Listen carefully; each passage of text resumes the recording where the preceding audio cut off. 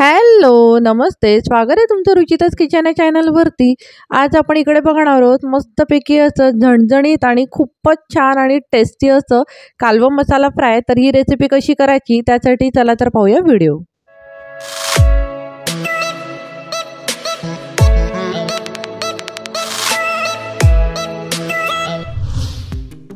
इकडे कालवा मसाला फ्राय करण्यासाठी मी इकडे एक वाटा कालवा घेतलेले आहेत आणि व्यवस्थित स्वच्छ अशी जी आहे ती धुवून घेतलेली आहेत आणि साफ करून घेतलेली आहेत. कारण की खडकावर असल्यामुळे त्याच्यामध्ये थोडंसं जे आहे त्याचा खडकाचा भागसुद्धा असतो, ते आपण व्यवस्थित इकडे स्वच्छता साफ करून घ्यायचं आहे. तर इकडे मी एका पातेल्यामध्ये तेल घालून घेतलेले आहे 3 चमचे, 2 बारीक चिरलेले कांदे घालून घेतलेले आहेत, 4 ते 5 कढीपत्त्याची पानं घालून घेतलेली आहेत आणि व्यवस्थित आपल्याला इकडे परतवून घ्यायचं आहे. 1 चमचा आलं लसूणची पेस्ट आणि त्याच्यामध्ये कोथिंबीर आणि मिरची अशी सर्व पेस्ट जी आहे ती एकत्र करून मी इकडे 1 चमचा घालून घेतलेली आणि कांद्यावरती व्यवस्थित इकडे परतून घेतलेली आहे.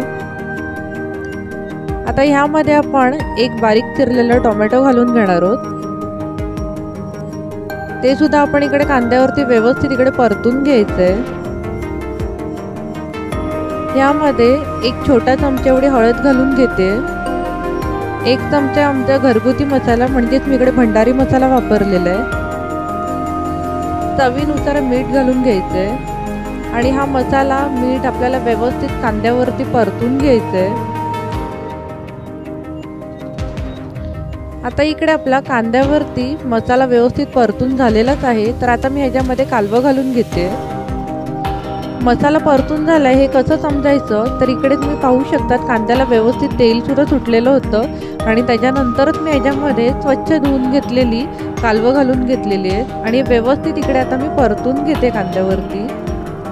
आता झाकण ठेवून आपण 10 मिनिटं ही शिजवून घ्यायची आहेत आणि 10 मिनिटानंतर तुम्ही इकडे पाहू शकता एकदम मस्त असं तोंडाला पाणी सुटेल असं एकदम टेस्टी आपला इकडे कालवा मसाला फ्राय जो तो बनवून तयारच झालेला आहे. आणि त्याच्यावरती मी 1 चमचा एवढा गरम मसाला घालून घेतलेला आहे आणि खूपच छान लागतो हा कालवा मसाला. तुम्ही भाकरीबरोबर, भाताबरोबर, चपातीबरोबर कशाही बरोबर एन्जॉय करू शकतात आणि अतिशय टेस्टी अशी रेसिपी आहे. तर आजची आपली रेसिपी पाहून तुमच्यासुद्धा तोंडाला जे ते पाणी सुटलंच असेल. रेसिपी आवडली तर कमेंट बॉक्समध्ये कळवायला विसरू नका. रेसिपीला लाईक करा, शेअर करा आणि अजूनही जर तुम्ही रुचिताच किचन चॅनलला सबस्क्राईब केलं नसेल तर प्लीज माझ्या चॅनलला सबस्क्राईब करा. तर पुन्हा आपण भेटू एका नवीन व्हिडिओमध्ये.